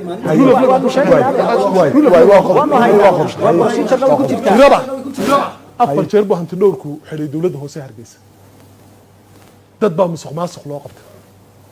kaboore ma qadaa photoshopkeeda aad xafiisyada ku dhajiso gadinamada kamarada sita istaba qaado annaga loo sheegay buuri hadalka dhan anigu saxaafadda xurmee saxaafadda ha ku gafi saxaafadda ha ku gafi saxaafadda ha ku gafi saxaafadda ha ku gafi saxaafadda sharaf barka saxaafadda soo dhawo tuugeysiga fursadaada waa ku siiyey fursadiisa hadda ku soo dhawo wuxuu leeyahay musuqmaasuq baa la soo where are they war xukuumadani waa xukuumadda ishaarada ka midka tahay ama barqado dilaac ama dilaaci qodobka musuqmaasuq waynu ka baxnay anigu afar laatan jir baan intaan la taliye madaxweyne noqday isaga anigu sidaada xisbiyada ma kala dabqaado karaamadeeda qofeed macna principle iyo mabda baan madaxweyne biixo magacaabo furiyoodaad ku tiri meesha inna lillahi ma bada wax jira habeen walba war riyo lix sanadood baan mucaarad ahay aan samray adiguna adigoo shalay talo cid ka baxay ayaa samri kari weydayo in adeerka shalay talo adina muu misaad ku lahay wuu fashilmay si lagu bedelo siyaasadaydan cabdiraa فيصل حلك كا قادم ورقه هربان هنا طلبي وفيصل كسيه قادو waxay wadani ka xishoodo ku hadlina buuri fadlan adigoo maadsan mudana afayeen waxaan idinku codsanayaa maseerka dadka ee aad gacanta ku haysaan waxay dadku ka xishoodaan ku hadli bal adigoo maadsan dadka ee bulshada Soomaaliland ee aad gacanta ku haysaan ee xisbiye qaran ku tihiin ee dadku idinku tixgeliyaan idinku raacaan idinku hogaamisaan ayaynu miiska kaga wada hadlaynaa arrin shakhsi miiska ma taalo waxaan jecelahay inaynu ku soo noqono qodobadeena qodobada iyo yootanka meesha ayay ka saarayaan dooda aynu ku soo noqono mar walba wax shakhsi oo idin muuqdaan ay jirin laba xisbi qaran baad kala matalaysaan laba afayeen baad tin ummad baa idin daawanaysa ummadda aynu tixgelino qodobka muhiimka ku soo noqonaya waxay siyaasadda arrimaha dibadda Soomaaliland 3 sanadood xukuumadda madaxweyne biixay jirtay maxaa la taaban karaa iyad leedahay waa laga qabtay maanta ummadda somaliland aad u sheegi kartaa leedahay waxaasana ku guulaysan siyaasadda arrimaha ee dibadda Soomaaliya. oo ku qotonta dalkani inuu qarankiisu madax bannaanaado adduunyada ka mid noqdo madax bannaanidiisii uu 1960kii lumiyey uu la soo noqday inuu xaqiijiyo xukuumadda madaxweyne biixi waxay ka qabatay inay siyaasad cad u jeexdo oo hogaamineed oo kala dambayn leh oo nidaam leh oo qarannimo ka muuqato taasna maanta de waxaad ogtahay adduunyadu inayna tiri dalka Soomaaliya waxay nagaga xidhan yihiin si dawlado caalamiyiina ayna dhexdhexaadinayaan goobjoog ka yihiin arrintiina ku soo dhamaystay waxaan xaqiijinay oo xukuumaddani ay xaqiijisay mar kastana ay diyaar u ahayd in marka wada hadalladaasi ay dhab noqdaan ay nimankaasi xamar joogaay ay diyaar noqdaan ay miiska yimaadaan fagaare caalamiyana ay yimaadaan duwal waaweyna una dhexdhexaadinayaan arrinteedu ay tahay arrin waxa weeyaan cadceeddaasi aan sacabada lagu qarinaynin inaan waxa way qadiyadeeda iyo fagaaraheega ka sheegano madaxweyne waxa weeyaan waad ogtahay Cumar Gelle Ismaaciil Cumar Gelle inuu Djibouti ku martigeliyay ra'iisul wasaaraha Ethiopia oo ka soo qayb galay duwal waaweyn ay yimaadeen taasi waa siyaasadda xukuumaddan oo ah xaqiijinta waxa weeyaan in aanu nimankaasi kala guranno adduunyadana waxa weeye aanu u tusno inaanu nahay dawlad isku kalsoon xukuumaddeedina shacbigeegu ay aamineen isla mar ahaantaasina xaqiijinaysa waxa weeye qarankan siyaasadda arrimaha gudaha ku soo inta waa intuu Siilaayo Turkiga ku qabtay laba dawladood oo wada hadlay madaxweynuhu hayo waxaad leedahay meesha la yiraahdo ku soo dhawow la taliyaan waxa ku soo dhawow qodobada ku soo dhawow intaas waa narration kulmiyu ka dhashay waana madaxweyne qiimo da waa wada hadalkii Soomaaliya lagu furay Turkiga siyaasadda arrimaha dibadda wixii dhamaysto qodobada ku soo dhawow dhamaysto waxaan u sameynay wasaaradda arrimaha dibadda inaanu tayeyno isla mar ahaantaasina u dhiibno madax xaqiijin karta inuu u cugto u dhiibo madaxweyne biixi waayo dadka shakhsiyaad ka baxo maxaad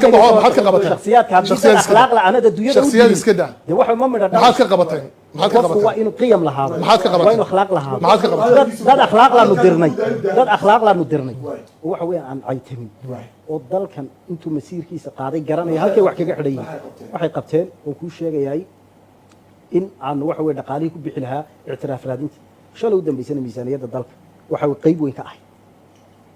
oo markii saacad shalay cali BBC shalay ay wareysanaysay ay weydiisay maxaad intaa lacagta intaa leeg aad ugu bixinaysaan ictiraaf raadinta waa xaqiijin madaxweyne biixi 3 sano joogaba uu miisaaniyadda ugu daray narrationka ka waxa weeye dawlad tago bulshada soo qaado saad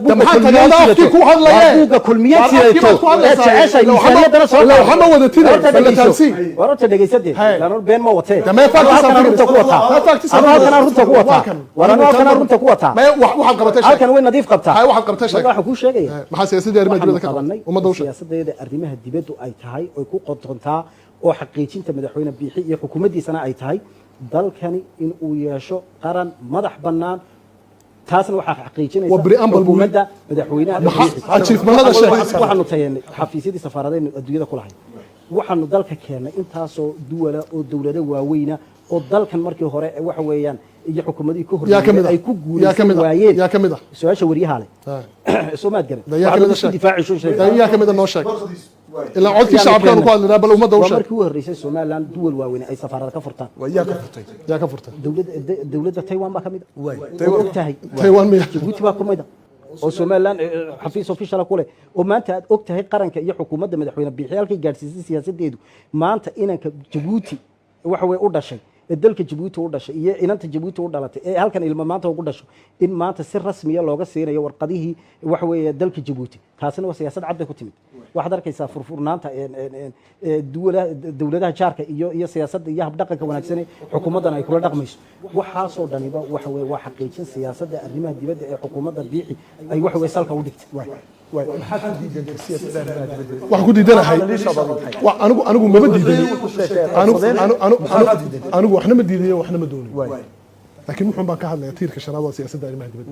wuxuu ummadda u qoran baan leeyahay wax laaliyo wax ka fulay ma jirto qodobka koowaad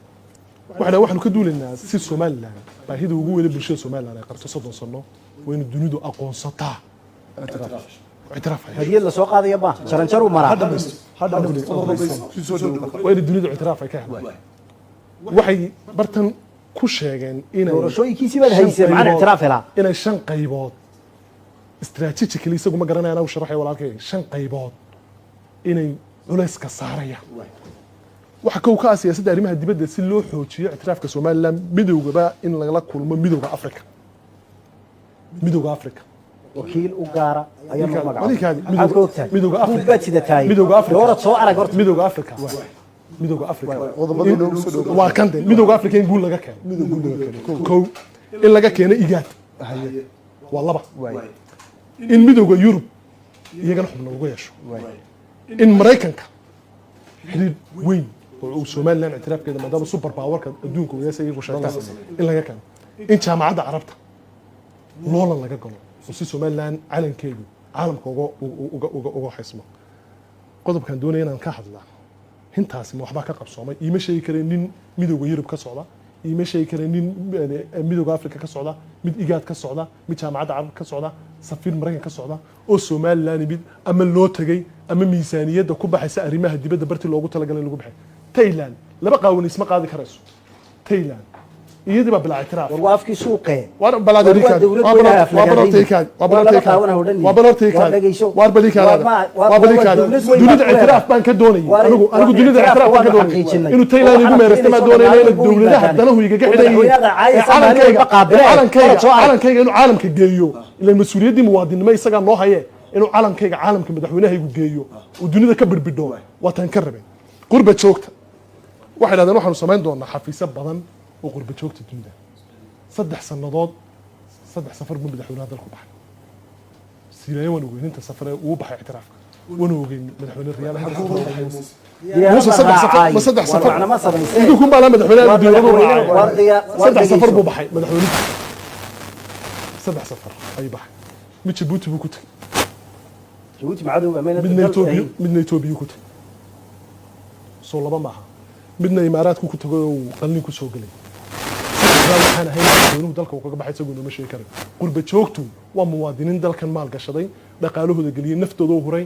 waxay ahayd adaa qaybiyay balikaad oo waan u dhaynaa inuu taga baxay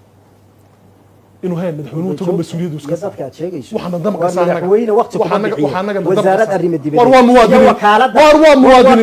waa muwaadiniin war magacoodu wax ku yahay war waa madaxweynuhu magacoodu wax ku yahay war muxuu ku xiwaay dadkiisa ugu tagi waay uu soo mideen waay ilaa idinka kala qaybiyo agoon ka soo qaybiyo kolba buura tagaysa moodaysa madaxweynaha qaranka qurba joogteen qurba madaxweyne bixiya waa ina u qalanto madaxweyne madaxweynenimo war war qortaan ma anu ka war wakaalada qurbajoogta oo abuuran war wasaaradda ma dadka facebookada ka soo caytamaya madaxweyne wuxuu doonayaa dooda inuu isma difaaci karo xukuumadani xukuumadani protocol bay leedahay beentaad umada u sheegtay un baan anigu soo bandhigay wax kale ma beenta umada iska dhig adigu waa beenaad sheegtay waa daahir iska dhig qurba joogta maxaa lagu sameyn lahaa qurba joogta maxaa yaala qurba joogta waxaa mas'uul ka ah ictiraaf ay bixiyaan iyo qorqol joogtaba madaxweynaha jamhuuriyadda maxay tahay markaa eeda aad u jeedinayso qurba war waxbaa qaybsamo ka sheekaysaa qurba joogteeni maxaa jira ii sheeg qurba joogteeni marka dunida caalam iyo ictiraaf laga keenay laga yimaado maxaa lagu sameyn lahaa waxa kala qaybiya kulmiya muxuu ku kala qaybiyey unitiga qurba joogta iyo dareenka muwaadinimada iyo shucuurta ka abuurmi jirtay UK waanu garanaynaa dawladdiisa ilaahay riyaalaba calanka Soomaaliland loo wada xambaaranay imikana mid geesta uma eegeen uqdada iyo cudurka cidda dhalisayna waa iyaga maxaad ka qabtaa maxaad ka qabtaa arrintaa uu sheegay maxaad ka qabtaan siyaasadda arrimaha dibadda xukuumadda waan kuu sheego siyaasad cad bay ka leedahay waxaan qurba joog iyo waxaan ku wareegaysanaya barkhadna wasaaradda arrimaha dibaddu waxay samaysay la yiraahdo wakaaladda qurba jooga jamhuuriyadda Soomaaliland miisaaniyadda qaranka ku jirta wakaaladaasana qaranka oo Soomaaliland oo dhan u qaabilsan wuxuu qurba jooga madaxweynaha qaranka Soomaaliland waa madaxweynaha mas'uuliyad kama saarna leedahay Soomaa waxa weeye hadda iligo ummaddu la hadlaya la soo wuxuu leeyahay mas'uuliyad kama saarna dawladda waaweyn baa la joogaanay sharcigooda ku haystaan ii sheeg ma dhibaata ku haysto mas'uuliyad kama saarna ma xukuumadda xalili weydaad leedahay mas'uuliyad kama saarna waxaad leedahay way taariibeen waxa weeyaan dad baa meel lagu haystaa laga soo furfuri kar leeyahay leedahay nish waxa weey damaanadiisa iyo wuxuu qaadanayay iyo waxa weeyaan noloshiisa oo dhan UK ay damaanad qaaday waa muwaadin Soomaaliland maxaa lagu sameyn lahaa waa ka cashuurta bixiya gaariga ku wadato waxa lagu sameyn lahaa waa ka dalkan maal gashaday qurba joog maalin walba lacag bay ku soo diraan way ku soo qodobka ugu dambeeya ku soo ururna waxa weeyaan 2 sanadood baa xukuumadda madaxweyne biixi uga hadhay waqtigii muddo xileedkiisa qodobada inuu ka wada hadlayno ee ama wax laga qabtay ama aan wax laga qaban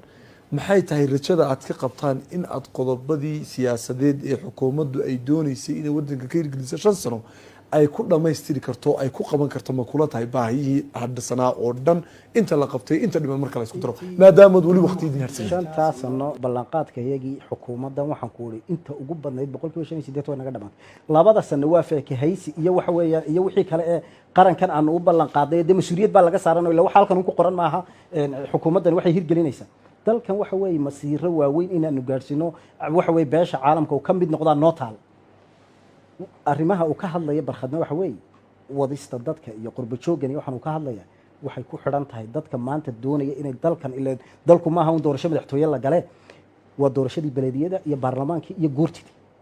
intaba saddexdaas sano xukuumadda maanta joogtay miisaaniyaddooda way naga dhandhido waa noogu darnay cidda hortaagnayd ee lahayd waxa weeyaan waanu dawaqsanno gagabkii oraan waxa weeye kolba commission iyo kolba maxay iyo ku wareegaysanayay xisbigooga ahayd arrinta maanta aan kaga furfurnay inay doorasho dhacdaana waxa weeye war doorashaha ku noqon waa sharci taas inaanu soo hormarin waa ta kaga gilgilsiisay oo fashilkooga siyaasiga bulshada og inay ka baxayaan haddii urradii la furay markay arkeen watay doorashadii ku ogolaadeen hukuumikii shalay ay diidanaayeen ay lahaayeen waa khaayimiin ay khubaro uga aqoonsadeen waynu ka hadalnaa waxaasoo dhan marka waxay gaadhaynaa xukuumaddani waxay ummadda u ballan qaaday 85% wayna dhammaystiran tahay waananu gaadhnay waananu xaqiijinaynaa ishaana macalina dadka Somaliland hal mid bay ka ilbixeen waxa way ku soo afmeeraya debatekayga waxay ka ilbixeen waqtigii Somaliland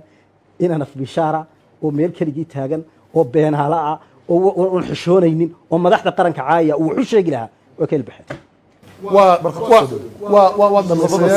labada sanadood ka filaysaa inay ku dhamaysto qodobadii xukuumadda horta luuqad siyaasi inaan ku wada hadalno dad siyaasiyiin baynu nahay baa habboon Cabdinaasir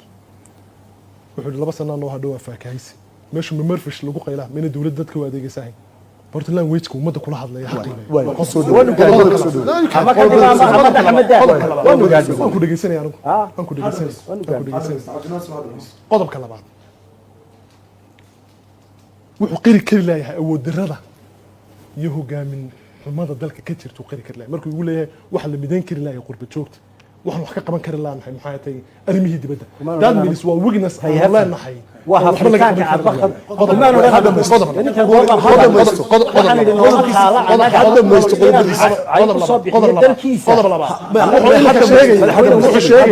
هذا مش شيء هذا مدحونا وقتكم هذا ميستو هذا الحكومه هذا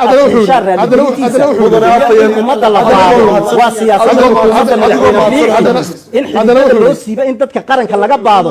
waa tamaanta madaxweyne biixi dalkani ka dhaxlaya weey ama ka naxana adana wuxuu yahay anigu kalsooni bay ka muuqataa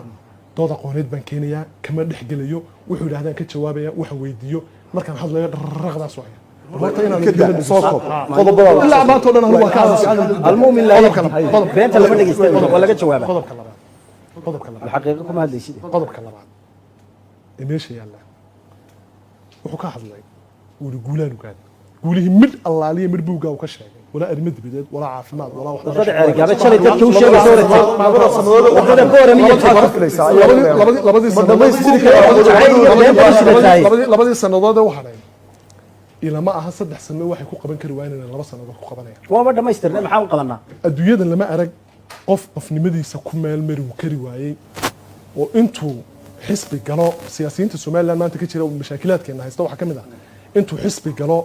حسبي isagoo waru kala qaadeen inta xilkii laga qaado qof banaanka taagan inta caayo haday ay cid ku helaysaa afayeenka kulmiye kulay ayda maxamuud xaashiyo ayda maxamuud xaashiyo maxamuud xaashiyo maxamuud xaashiyo tooy jirtooda jirta xilii magaca umar madaxtooyada maxamuud xaashiyo ma naga saragnay adaa timaa u jeedin labada ma ka filaysaa in dhamaystirto waxyaabaha ballan qaaday maadaama 3 sano dhamaadeen ما سببتان تقول في النهاية horta tima jarida iyo kabaha iyo waxan horta dhigayso may horta waa profession waa profession aniga aabahay adeerkay awowgay ibka helay muwaadin baan wahay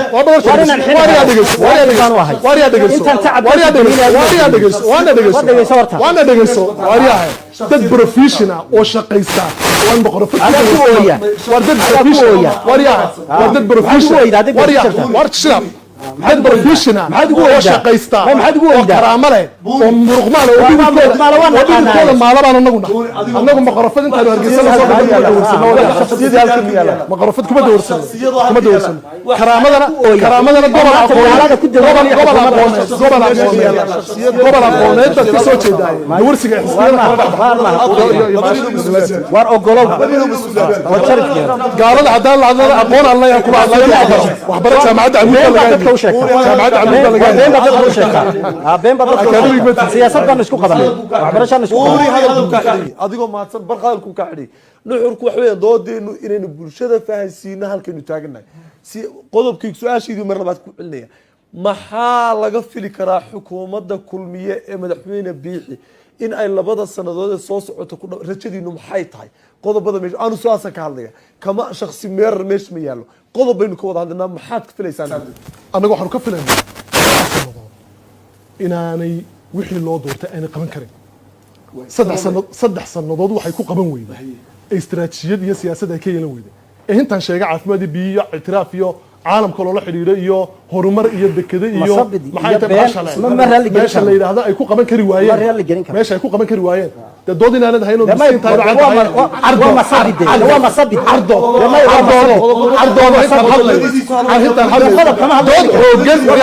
war dood jirida ku taagan baan anigu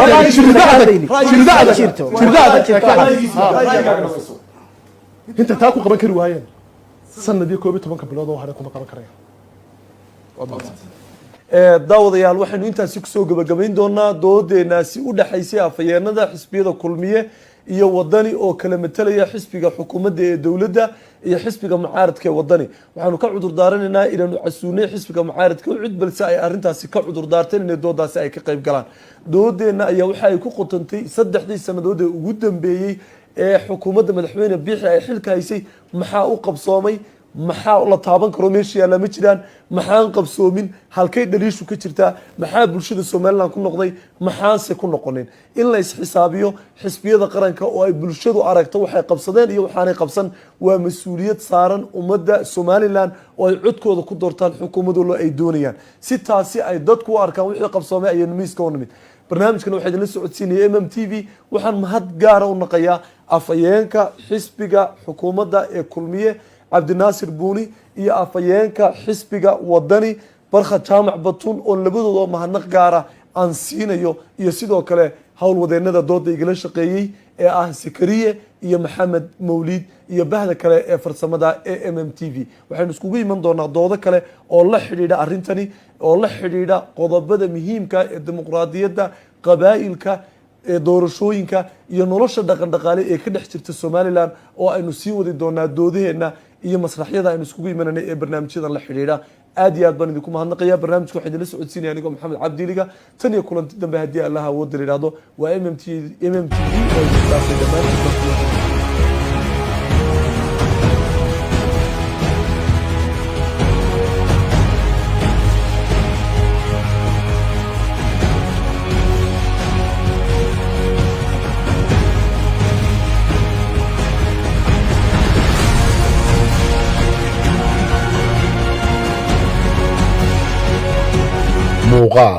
muuqaal technology waa hoyga elektrooniga iyo guud ahaan teknolojiyadda waxa ku dhan oo aad ka helaysaa qaybaha kala duwan ee kombiyuutarada sida laabtoobyada moobilada tiifiyada kamaradaha nabadgelyada ee loo yaqaan CCTV iyo qaybaha kala duwan ee elektrooniga oo taya leh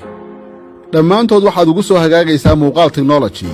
oo kaaga keentay suuqyada caalamka muuqaal technology waxay leedahay laba qaybood oo muhiim ah oo ku yaala bartamaha suuqa Hargeysa midda koowaad waxay ku taalaa galbeedka masaajidka Calimataan fooqa sarifka xarunta labaad ee cusub ee muuqaal technology waxay ku taalaa dhismaha Durdur Mall jidka loo maro masaajidka Rashiid oo ah jidka wadnaha amaba suuqa dhexe ee bartamaha Hargeysa wixii faahfaahin intaas sideena kala xiriir telefoonada iyo ciwaanada shaashada kaga muuqda muuqaal